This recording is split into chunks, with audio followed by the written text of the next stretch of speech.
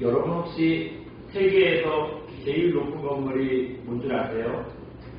네, 뭐 여러분 들어보셨을 텐데 잠실에 있는 롯데타워보다 더 높은 건물이요? 꽤 많습니다.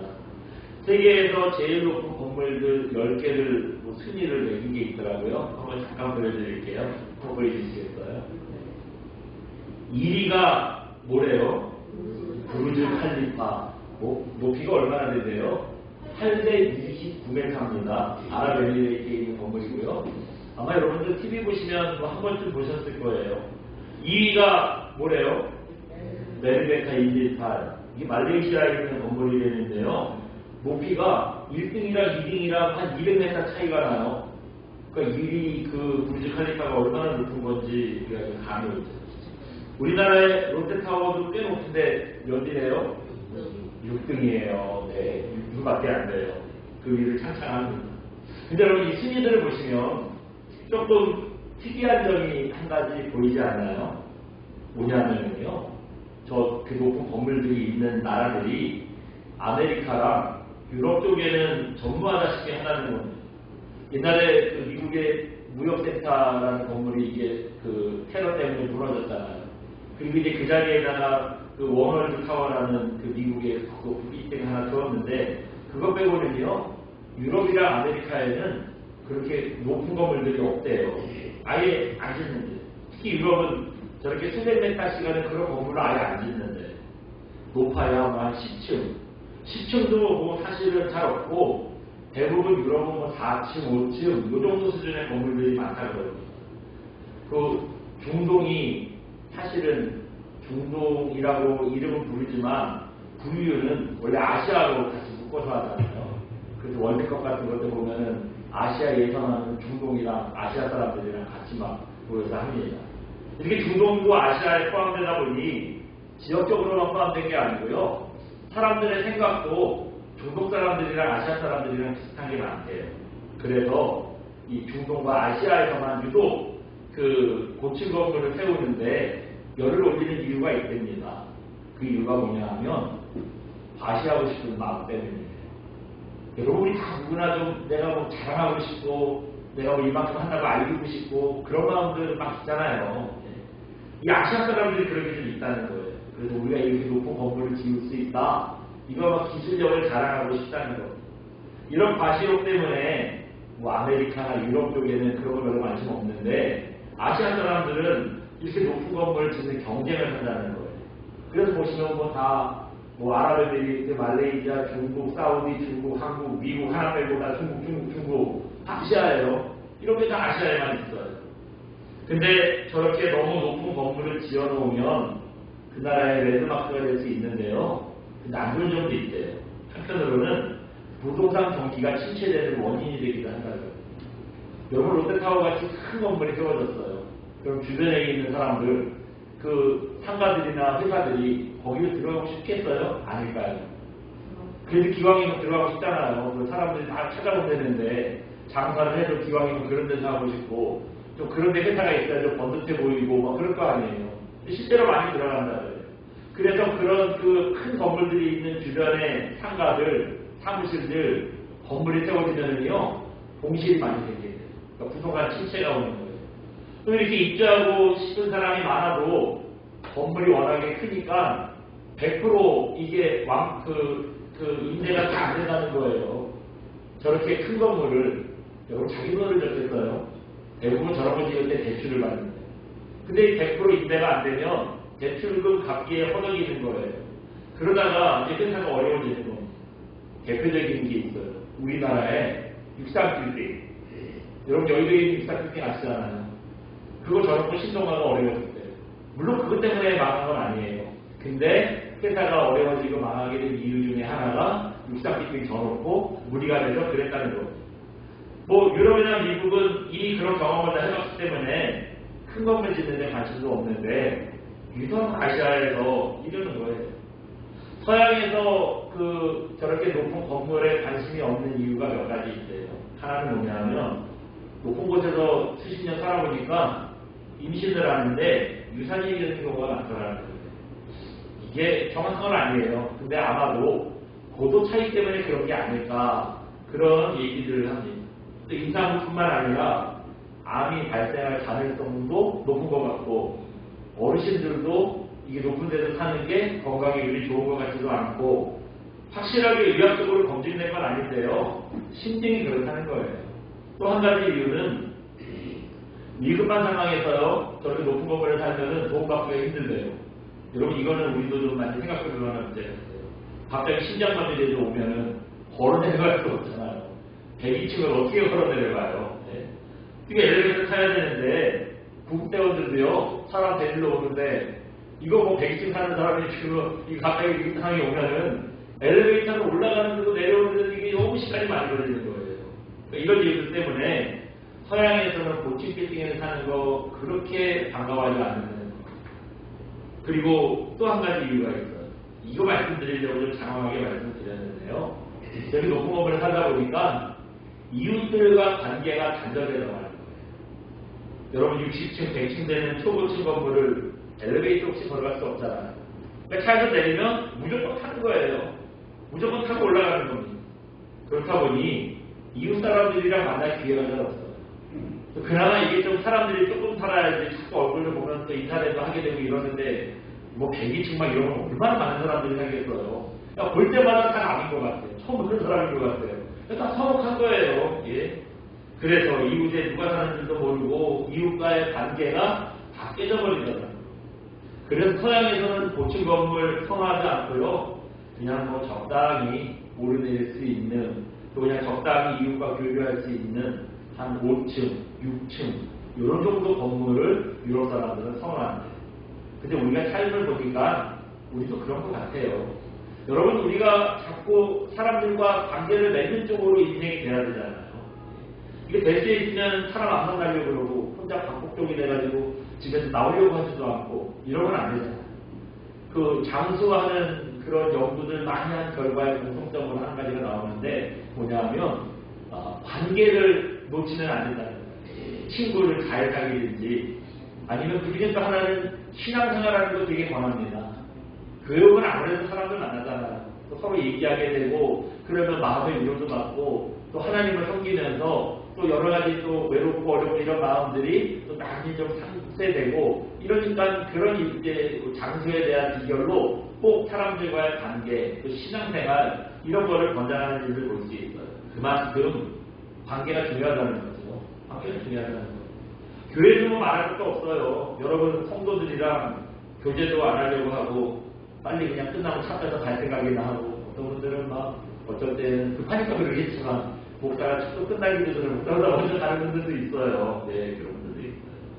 명색이 그래도 우리가 은혜를 나누고 삶을 나누는 신앙생활이잖아요.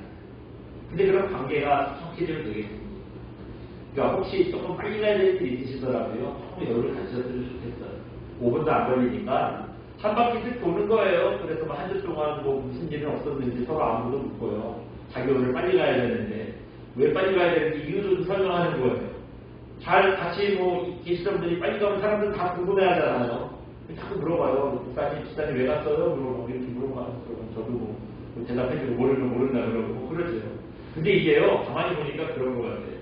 이거 말없이 가는 거랑 급해서 그냥 잠깐 내 이유를 설명하고 가는 거랑 확실히 다르더라고요. 사람들과의 관계도 다르고 여러 가지 마음도 다르고 이게 엄청난 차이가 있더라고요. 그래서 여러분 교회에서도 자꾸 만나고 교제하고 삶을 나눠야 됩니다. 그런 관계가 맺어져서 이어져야지 도울 일이 있으면 찾아서 돕기도 하고요.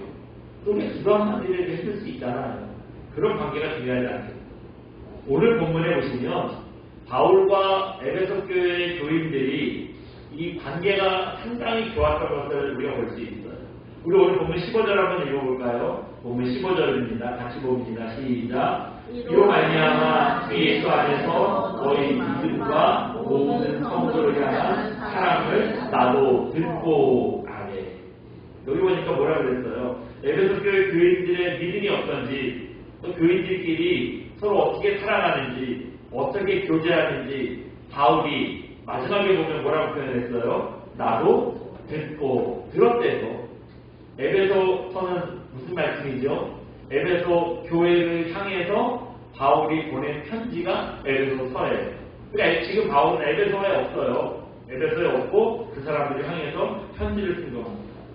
여러분 이때 바울이 이 사람들 소식을 들었다는데 사실 뭐 소식을 듣고 싶다고 편하게 들을 수 있는 입장이 아니었어요.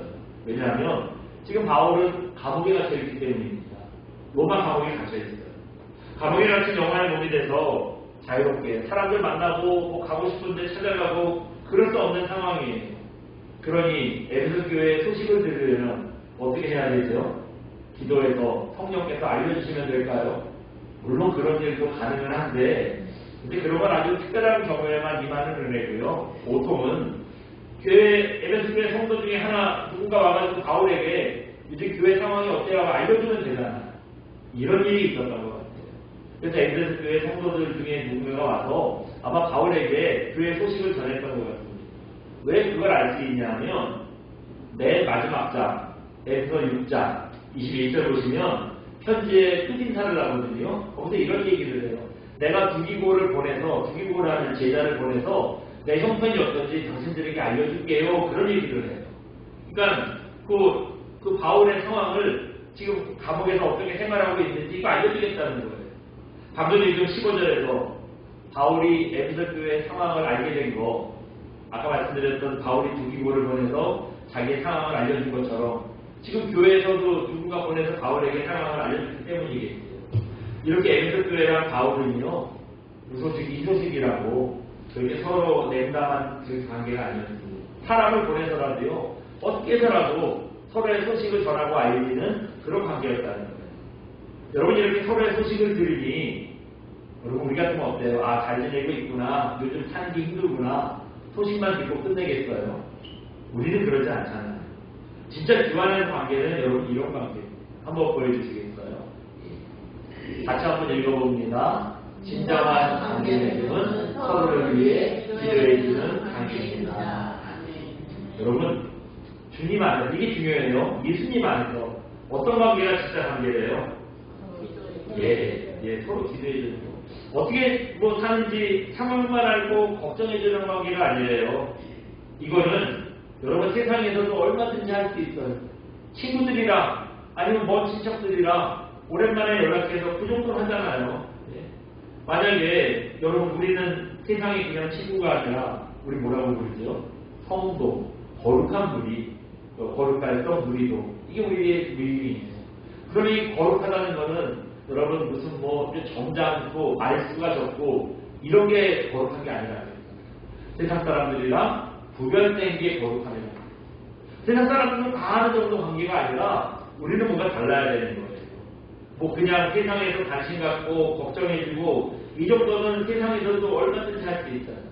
그럼 세상 친구랑 구별되게 우리가 할 수 있는 일은 뭘까요? 바로 기도입니다. 기도하는 거예요. 서로 사정을 알고 걱정해주고 염려하는 데는 그치지 않고요. 문제가 해결될 수 있도록 여러분 기도해 주는 거예요. 우리가 기도하면 문제가 해결될 수 있습니다. 여러분 우리가 기도하면요 어떤 상황이든지 새롭게 변화될 수 있어요. 세상 사람들은 누가 닦여나도 이 방법 몰라요. 이 얘기를 모릅니다. 세상 친구들을 와봐야 같이 앉아서 뭐예요? 걱정해주고 한숨이나 같이 푹 푸실 줄 알지 실제로 도와주는 게 없어요. 그 도와주는 게 있는 사람은요 도와줄 마음이 있고 그런 사람은 찾아오지도 않아요. 그냥 전화해서 그래 알아서 내가 해결할게 뭐 그냥 그렇게 해결해 주는 대부분 친구가 찾아와서 오는 사람들은 뭐 고맙죠. 같이 처음에 와서 고맙죠. 근데 실제로는 찾아오는 사람 친구가 특별한 해결책이 있는 사람 못 본 것 같아요. 그러니까 세상의 관계는 이래요. 옆에 와 있으면 고맙긴 한데 나중에는 어떠죠? 같이 한두 푼 푸시고 있으면은요 처음에는 고마워도 나중에 낚아끼고 있다고 힘 빠지고 뭐 그러니까 뭐 더 짜증나요. 그래서 위로해주는 친구가 왔을 때 어떨 때에는 뭐 마당시고 그래서 그냥 돌아가고 그러기도 하잖아요. 그런 일도 있어요. 이게 여러분 세상 친구와 함께해요. 뭐 그렇다고 해서 그 친구가 나빠하는 거 아닙니다. 그 친구가 능력이 없거나 그 친구가 못돼서 이상해서 그렇다는 게 아니에요. 아무리 죽고 못 사는 친구도 세상 친구는요 해줄 게 여기밖에 없어요. 염려해주는 것밖에 더 이상 뭐 해줄 게 없는 거예요. 근데 우리는 어떻습니까? 여러분 기도해 줄 수 있어요. 세상 사람들은 기도 그게 뭐라고 하는데 우리는 기도의 능력을 알잖아. 기도하면 어떻게 변하고 어떻게 상황이 역전되는지 우리 알잖아. 그 기도를 우리가 해줄 수 있다는 거 아닙니까? 바울이 그랬어요. 오늘 보면 16절 한번 읽어볼까요? 16절입니다. 같이 봅니다. 시작. 내가 기도할 때 너희로 말미암아 감사하기를 그치지 아니하고. 아멘. 바울이 뭐 할 때 했대요? 기도할 때, 기억했대요. 또 그 사람들이 감사할 때요. 예? 여러분, 그 15절에서 로마 감옥에 앉아가지고 에베소 교회 상황이 어떤지, 교인들의 믿음이 어떤지, 지금 서로 교인들이 어떻게 살아가고 있는지 이거 들었잖아요. 아까 15절에 들었다고 했잖아요. 그래서 들은 얘기를 기억하면서 감옥에 앉아서 기도해야 될 때요. 여러분, 이게 예수님 안에서 진짜 관계입니다. 사실 우리가 아까 설교를 시작하면서 와가지고 서로 우리가 관계를 맺어야 되는데 안부도 묻고 빨리 가는 사람들 왜 빨리 가는지 이유도 설명하고 그런 관계가 좋다고 했지만 그거 그렇게 사실 중요한 건 아니에요. 진짜 중요한 건 뭐냐? 그 얘기를 듣고 난 다음에 기도해 주는 겁니다. 우리 그 얘기 듣고 같이 막 한숨 푹 쉬면서 걱정해 주는 거 성도가 할 일은 아니잖아요. 우리가 같이 막 힘 빠지게 같이 기도해주고 같이 걱정해주고 근심해주고 영성 비치면은요, 여러분 사실 우리가 세상 친구랑 뭐가 달라? 우리는 그 모든 걸 넘어서서요, 이제는 걱정해주고 염려해주고 비치지 말고 기도하는 데까지 나아가야 돼요. 그래서 우리의 기도 동역 때문에 우리 친구가 일어서게 도와줘야 돼요. 어떤 글에서 이런 얘기를 한편 들었어요. 여러분 라디오 FEBC 극동방송 아시잖아요. 지금은 라디오 잘 안 듣는데 예전만 해도 운전하면 꼭 라디오 들었잖아요. 라디오 들으면 이렇게 채널 돌리다 보면은 FEBC 극동방송이 나와요. 이 극동방송 뭔지 아시죠? 기독교 방송국입니다. 저기 홍대 옆에 가면은 극동방송 방송국입니다. 저도 사실은 이 얘기 듣기 전까지 몰랐었는데요. 그냥 극동방송이 우리나라 방송국인 줄 알았는데 이게 원래는 미국 캘리포니아에 있는 기독교 방송국이래요. 우리나라의 극동방송은 거기 그 지부래요. 한국 지부라고 그러더라고요. 어쨌든 이 극동방송은 어떤 방송입니까? 북한에 있는 성도들, 중국에 있는 조선족들한테 이제 복음을 전하는 그런 방송입니다. 북한에서 신앙생활하는 분들, 여러분 어떻게 하시는지는 알잖아요.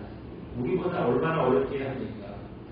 북한에 있는 지하교회에 있는 성도들이요, 이불 뒤집어 쓰고 이 극동방송에서 그 단파라디오라고 이걸 막 전달을 하거든요.